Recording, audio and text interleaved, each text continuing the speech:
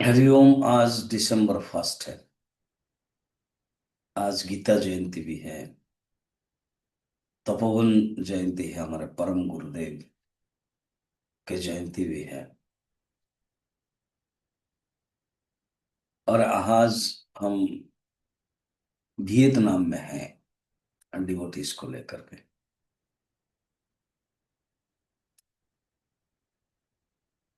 12 chapter के जो श्लोक है ना, वो 19 नंबर श्लोक हम देखेंगे।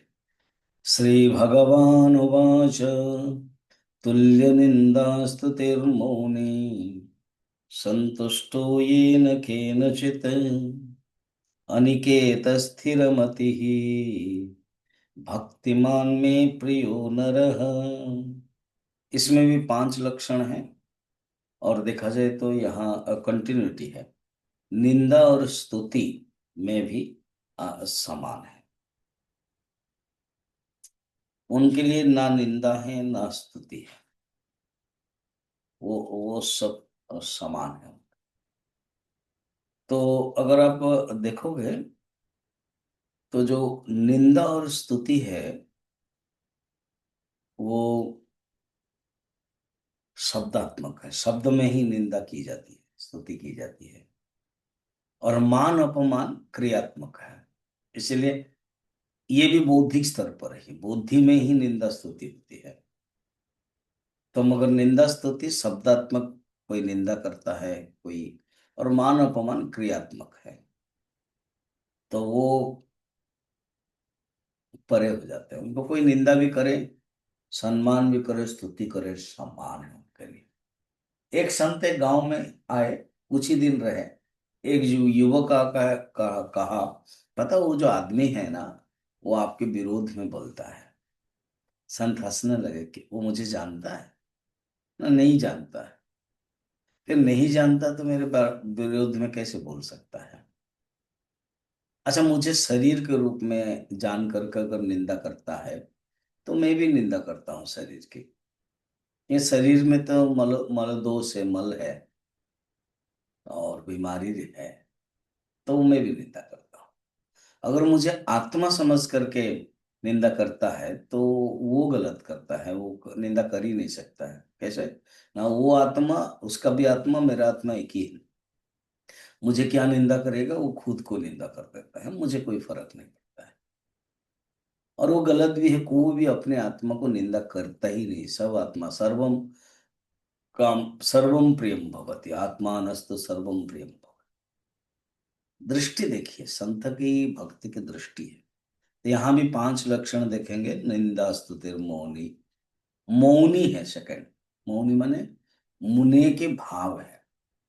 मौनी का अर्थ नहीं है कि बाक मौनी है, बस बातें नहीं किया, रिएक्शन दिया और बड़ा मुश्किल किया, वो नहीं है। वो स्टार्टिंग में ठीक है। मगर मुनि के जो भाव है, मनन रहता है आत्मा के बारे में, चिंतन। संतुष्ट ये न के नचित, हर कोई चीज में संतुष्ट है। ये भी है ठीक है, ये भी है ठीक है, संतुष्ट। अनिकेत, अनिकेत उनका कोई घर नहीं है। घर अर्थ यहाँ पर क्या है? शरीर को ही घर मानते हैं। अपना कोई निवास स्थान को कोई अटैचमेंट नहीं रखा। अनिकेत। और भागवत में वर्णन है, ये न केनचित आच्छन्न ये न केनचित आशितः यत्र कचन साई स्यात् तं देवा ब्राह्मणं विदुः। ब्राह्मण लोग इसी को ही विद्वान कहते हैं, जानते हैं कि किसी के द्वारा कुछ वस्त्र आदि दे दिया, ढक लिया, किसी ने कुछ भोजन दे दिया, और जहां भी कहीं भी सो जाते हैं, ऐसे मस्ती में रहते हैं। पुराणों में वर्णन है, पद्म पुराण में ही शिव जी जब गीता के महात्म्य प्रवचन, उपदेश पार्वती को देते, बीच में रुक जाते हैं, आंग बंद। तो पूछते हैं, प्रभु आप रुका? अरे मैं गया था बनारस काशी में, एक परम भक्त है मेरा, भगवान के ही चिंतन करता रहता था, उसका वस्त्र निकल गया, शरीर से खिसक गया। तो बच्चे लोग वो पत्थर मार रहे थे, तो मैं गया और उसका वस्त्र लपेट दिया, क्योंकि वो शरीर के भान में नहीं है। सोचिए तो, अगर इसी स्थिति में भगवान भी आते हैं और मदद कर देते हैं। जब भगवान मदद करते हैं, तो दूसरे लोग क्या है, देवता लोग भी। अनिकेत स्थिर मति, उनकी जो मति है ना, स्थिर है। उनकी परमार्थ विषय बुद्धि स्थिर रहता है, संशय रहित। और लोला कहा गया सुग्रीव के प्रसंग में। अ, भगवान के चमत्कार देखने के बाद जो प्रीति बढ़ी, तो उनका मन भी अलोला हो गया है। लोला मन लोलायमान, दोलायमान, हिलता, संशय रहता, विक्षिप्त रहता है, चंचलम रहता है, वो नहीं है, स्थिर मति ही। ये भी 5 लक्षण हैं यहाँ बताया। तो अच्छा, एक सुंदर श्लोक है। यश्च में दक्षिण बाहु, मेरा दक्षिण बाहु में अगर चंदन लगाया गया है, और वामम परशुना छिदे, वाम बाहु को किसी ने परशु में छेद कर दिया है, उच्छेद कर दिया, काट दिया है। उभौ तौ में समौ मतौ, एक संत का लक्षण बताया, ये दोनों के बीच में ये समान है, सुंदर है। समापन हो गया रियली। 36 लक्षण है, ये भी 5 लक्षण था।